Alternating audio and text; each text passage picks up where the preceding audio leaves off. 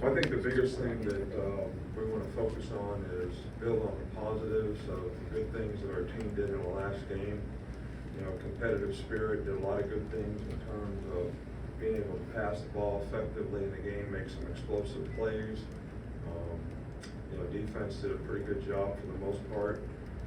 So, you know, obviously, you know, there's things that we need to work on, and we want to be positive about how we fix those things in the future so that we can continue to progress as a team. You know, Arkansas is, you know, really a good team.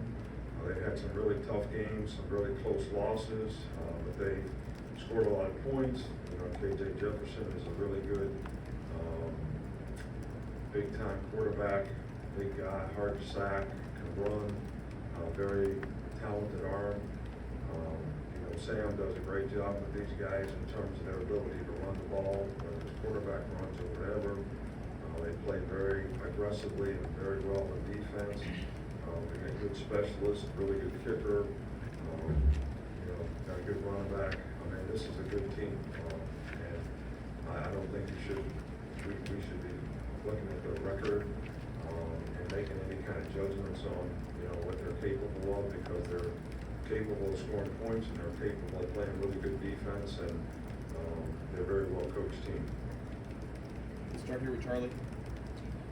Hey, Coach, just what have you seen from the growth of your defense and its ability to not only adjust, but kind of respond at halftime? Yeah, well, you know, the defensive players have played hard. They've been a really, you know, solid group from an attitude standpoint, and, you know, they practice well, they try to prepare well, and, you know, they played well together and done a good job of minimizing mental errors. We didn't have a lot of mental errors in the last game. I mean, Terry got kind of thrown in a bad spot with minimal reps when Malachi went down. So, but other than that, you know, the guys have been really doing a good job of preparing and minimizing mistakes, and hopefully we'll be able to continue to do that. Stay up here with Nick Kelly. Yeah, halfway through the season, how would you evaluate the job that Tommy Rees and Kevin Steele have done as coordinators?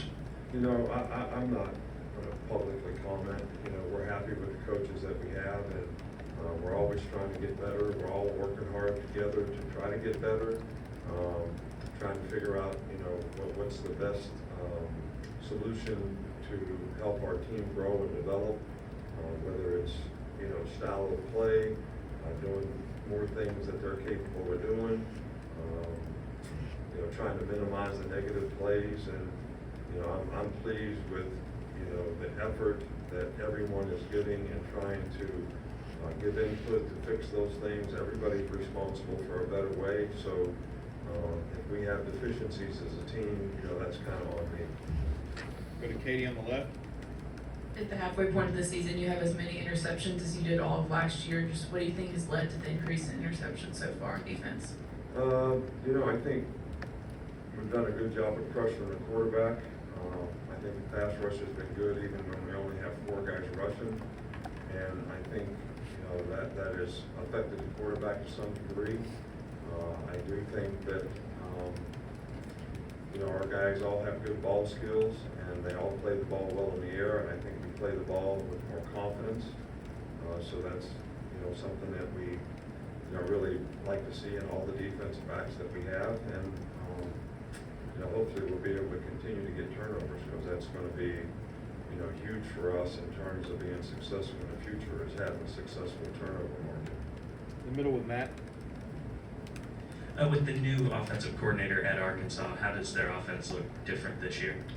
Not a whole lot. You know, they have a really good system, a really good scheme. I think they do a great job of utilizing the players that they have. You know, the quarterback runs are always, you know, something that's adds another layer of focus that you have to be concerned about on defense, which they're really, really good at. They have great play action passes. They can throw the ball downfield and make explosive plays. There's not a whole lot of difference between, you know, what they've done in the past and what they're doing now. I mean, some little things, but you know, they've been very productive on offense. So we're going to have to play really, really well. On the right with Aaron. To the untrained eye, Deontay Lawson looks like he's playing at a really high level. I guess from a coaching perspective, how would you describe his play this season? You know, he's played really, really well. We really miss him when he's not out there, when he missed the game. His leadership is great. I think helps everybody else play better with his communication, signal calling. And, you know, his performance has been very good. You know, he's a very conscientious guy that is a good athlete and has the ability to make plays, but he's put himself in the right place to do it because he's so conscientious as a player. Go to Chase on the left. Was the difficulty to run the ball Saturday more about Alabama's own execution, or was Texas A&M making a commitment to stop it?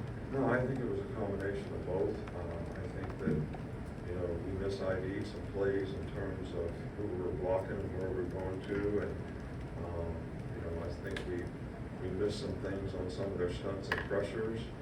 You know, their front seven is really good, and we had some other plays that, you know, if we finished blocks, we'd have had much more productive plays. So we got to do a better job of finishing.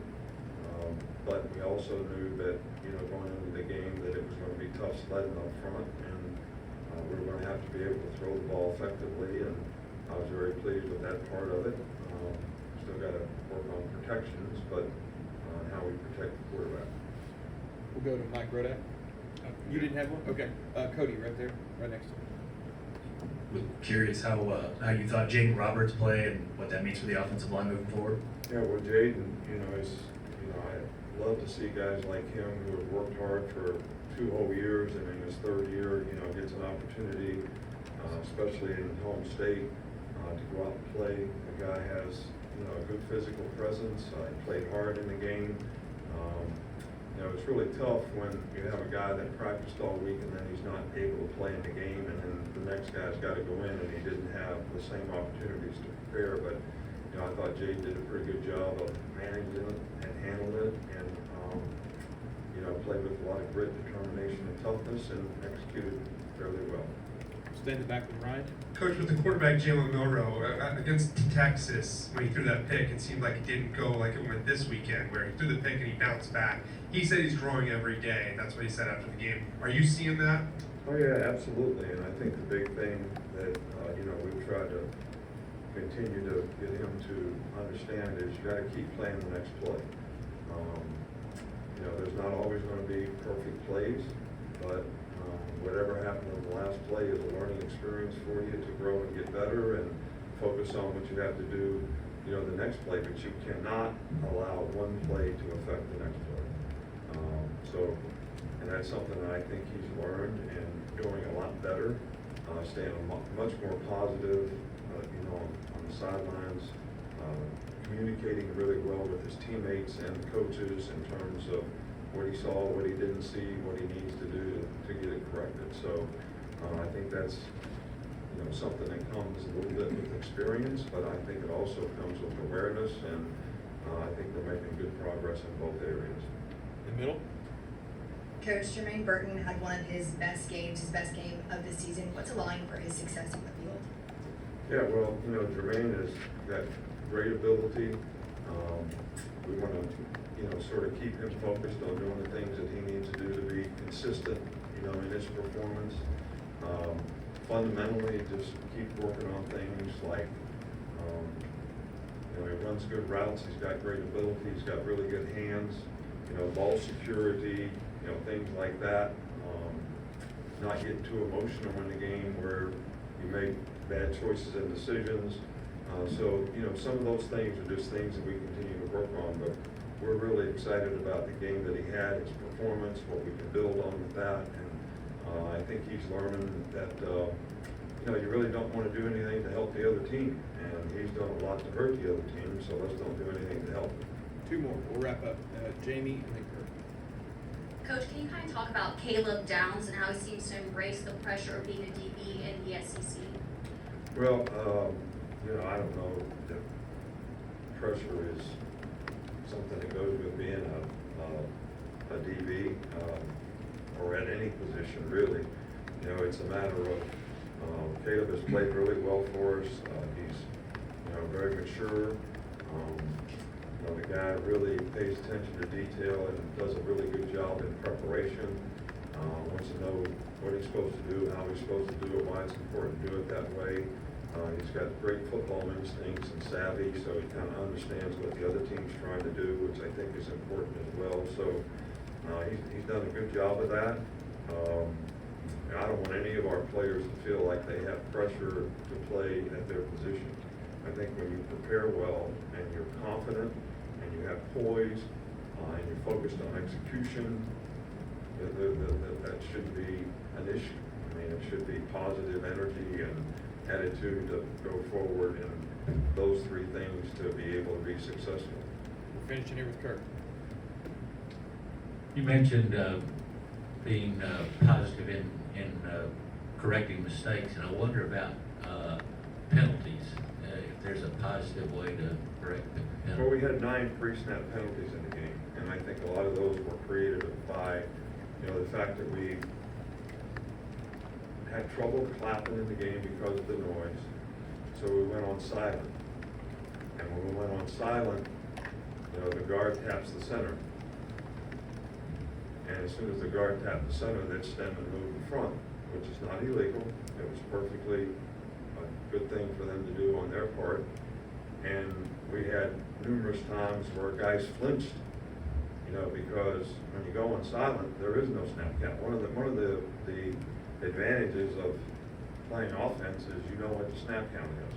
So you know when you get off the ball. Well, when it's so noisy, you have to go on silent, you lose that advantage. And if we're going to do that in the future, we obviously need to practice it more so our players don't get spooked by moving defense because everybody's got to, sort of go on the ball. So we had 14 penalties in the game. 9 of them were pre-snap false start penalties. So are they correctable? Absolutely. How much was created by the atmosphere and environment? And our choice to try to go on silent, that became a little bit of a problem for us in the game. Thanks, So, Coach. all right, thank you.